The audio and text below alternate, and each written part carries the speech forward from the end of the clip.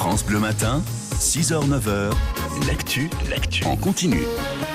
Bon réveil, belle journée, il est 7h moins le quart sur France Bleu Lorraine. Ils sont trois amis originaires de Metz et ils ont vécu une expérience hors du commun il y a quelques années, un tour du monde à vélo. Un périple qui a commencé en 2008, qui aura duré plus de 2 ans et qui débouche aujourd'hui sur un livre, un récit de voyage que vous signez, Gary Poinat. Alors comment vient l'idée de faire le tour du monde à vélo quand on est de Metz ? Ça n'a pas vraiment de rapport avec l'origine.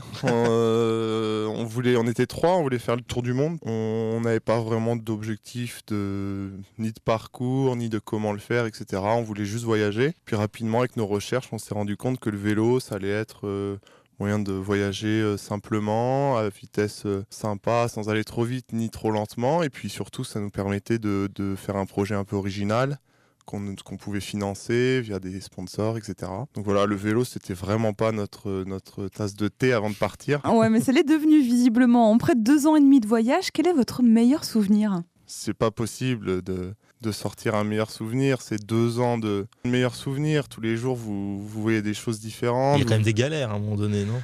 Ah, il y a des grosses galères, mais rapidement, ça devient des bons souvenirs. On a vraiment eu beaucoup de chance. On n'a pas eu de grosses casses, on n'a pas eu d'accidents. Toutes les choses vraiment graves qui peuvent arriver, on est passé à travers. Donc, au final, il n'y a que des bons souvenirs. Et le plus beau pays que vous avez visité ?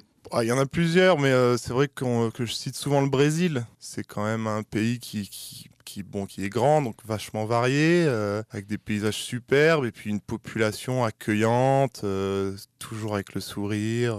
On a eu vraiment des bons moments au Brésil. Alors Gary, revenons sur le livre que vous faites paraître, que vous avez écrit. Combien de temps il vous a fallu justement pour l'écrire et comment vous avez procédé ?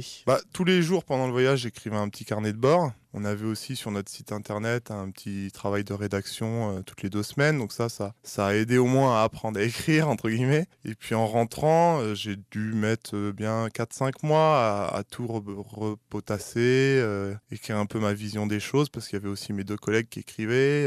Puis après, il y a la correction, etc.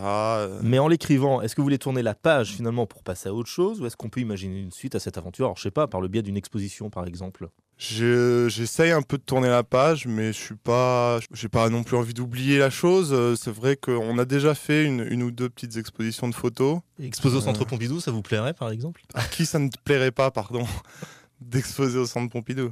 Mais non, on n'a ni les photos, ni les prétentions, ni le talent photographique pour faire ça. Merci Gary Poinat. Je rappelle votre livre, La Terre vue de la Selle. C'est aux éditions Amalté. Vous avez également un site internet pour que les auditeurs puissent revivre tout votre périple et voir le parcours avec votre carte. Le site internet est le suivant, laterrevuedelaselle.com. Très belle journée.